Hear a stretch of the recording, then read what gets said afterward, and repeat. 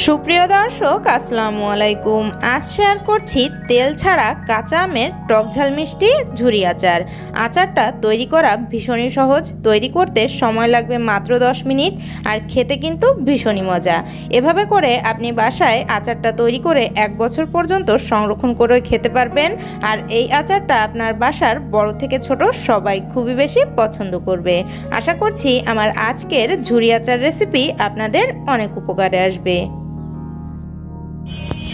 আচার তৈরির জন্য এখানে আমি 1 কেজি পরিমাণে কাঁচা আম নিয়েছি, আর আমটা যাতে একটু শক্ত হয় এটা দেখে নিতে হবে। এখন আমি আমটা থেকে খোসাটা ছাড়িয়ে নিচ্ছি, আর এ সময় খেয়াল করতে হবে যাতে আমের গায়ে কোনো সবুজ অবশিষ্ট অংশ না থাকে। সবগুলো আমকে আমি খোসাটা ছাড়িয়ে নিয়েছি, দেখুন কোনো সবুজ অংশ আমের গায়ে নেই। এখন আমি আমগুলোকে একটা গ্রেটারের সাহায্যে গ্রেট করে নেব। এজন্য এখানে আমি একটা গ্রেটার নিয়েছি, আর গ্রেটারের যে বড় ছিদ্রটা আছে এটা দিয়ে আমি গ্রেটটা করব। কোনোভাবেই এই আমটাকে ছোট ছিদ্র দিয়ে গ্রেট করা যাবে না। দেখুন আমি আমটাকে লম্বা করে গ্রেট করে নিচ্ছি। আপনারাও চেষ্টা করবেন আমটাকে অবশ্যই একটু লম্বা করে গ্রেট করে নেওয়ার জন্য।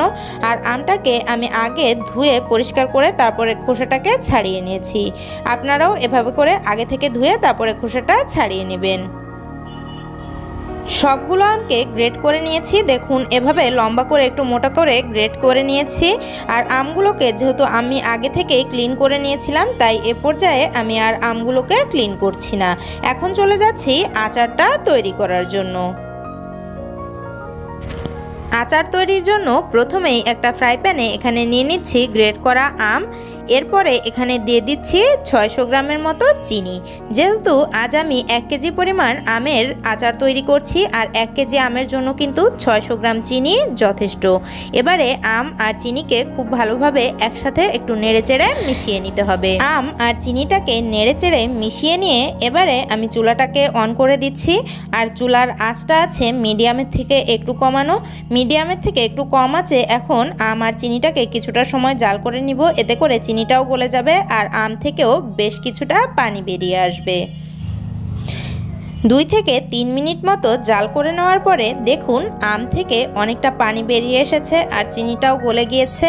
এ পর্যায়ে অতিরিক্ত কোনো পানির কিন্তু কোনোই প্রয়োজন নেই, যেহেতু আম থেকেই অনেকটা পানি বেরিয়ে এসেছে।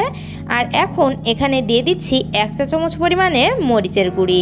মরিচের গুঁড়িটা দিলে কালারটাও সুন্দর হবে, আবার খেতে একটু ঝালঝাল হবে, খেতে ভালো লাগবে।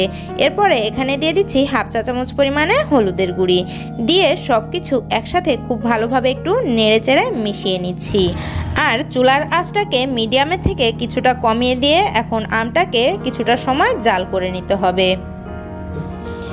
কিছুটা সময় জাল করে নিয়ে আমগুলোকে আমি আলতো হাতে নেড়েচেড়ে মিশিয়ে দিচ্ছি। এতে করে উপরের আমগুলো নিচে চলে যাবে আর নিচের আমগুলো উপরে চলে আসবে। এখন এখানে স্বাদটাকে ব্যালেন্স করার জন্য সামান্য কিছুটা লবণ দিয়ে দিচ্ছি। আপনারা স্বাদ মতো সামান্য কিছুটা লবণ এখানে দিয়ে দিবেন। আর চুলার আঁচটাকে মিডিয়াম থেকে কিছুটা কমিয়ে এখন আমটাকে আরও 10 মিনিটের মতো একটু জাল করে নিব। এতে করে আমটা পুরোপুরি সিদ্ধ হয়ে যাবে, আর শিরাটাও কিছুটা ঘন হয়ে যাবে। কিছুটা সময় জাল করে নেওয়ার পরে দেখুন চিনি শিরাটা ঘন হতে শুরু করেছে। এখন এখানে দিয়ে দিচ্ছি ভাজা জিরার গুঁড়ি 1 চা চামচ পরিমাণে। অবশ্যই এখানে ভাজা জিরার গুঁড়িটা দেওয়ার জন্য চেষ্টা করবেন, এতে করে স্মেলটা খুবই ভালো আসে।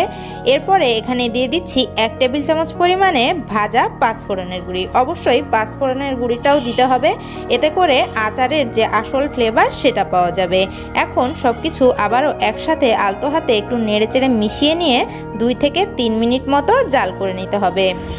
3 মিনিট মতো জাল করে নেওয়ার পরে চিনি শিরাটা ঘন হয়ে গিয়েছে, আমটাও সিদ্ধ হয়ে গিয়েছে, আমার আচারটা কিন্তু রেডি। এখন চেক করতে হবে যে আমাদের আচারটা রেডি হয়েছে কিনা। দেখুন এভাবে করে হাতে একটুখানি চিনি শিরা নিয়ে দেখতে হবে। যদি দেখেন যে একটা তারের মতো হচ্ছে তাহলে বুঝতে হবে যে আচারটা রেডি হয়ে গিয়েছে। এখন আমি আচারটাকে চুলা থেকে নামিয়ে নিচ্ছি। তৈরি হয়ে গেল কাঁচা আমের টক ঝাল মিষ্টি ঝুরি আচার। বাসায় এভাবে করে আচারটা তৈরি করে দেখবেন বাসার বড় থেকে ছোট সবাই খুবই বেশি পছন্দ করবে। এই আচারটা আপনি কিন্তু তৈরি করে 1 বছর পর্যন্ত সংরক্ষণ করেও খেতে পারবেন। আমি সংরক্ষণ পদ্ধতিটাও বলে দিচ্ছি। এই আচারটাকে আপনাকে খুব ভালোভাবে ঠান্ডা করে নিতে হবে। এরপরে আপনি এয়ারটাইট কোনো কাচের জারে আচারটাকে 1 বছর পর্যন্ত নর্মাল ফ্রিজে সংরক্ষণ করতে পারবেন। তবে অবশ্যই কিন্তু আচারটাকে পুরোপুরি ঠান্ডা করে তারপরেই কোনো কাচের জারে আপনি আচারটাকে সংরক্ষণ করবেন, তাহলে আর আচারটা 1 বছরের ভিতরে নষ্ট হবে না। আশা করছি আমার আজকের আচার রেসিপি আপনাদের কাছে ভালো লেগেছে। রেসিপি ভালো লাগলে প্লিজ একটি লাইক দিবেন, আর রেসিপি ভালো লাগলে আমার চ্যানেলটিকে সাবস্ক্রাইব করে আমার সাথেই থাকার অনুরোধ রইল। সবাই অনেক ভালো থাকবেন। আল্লাহ হাফেজ।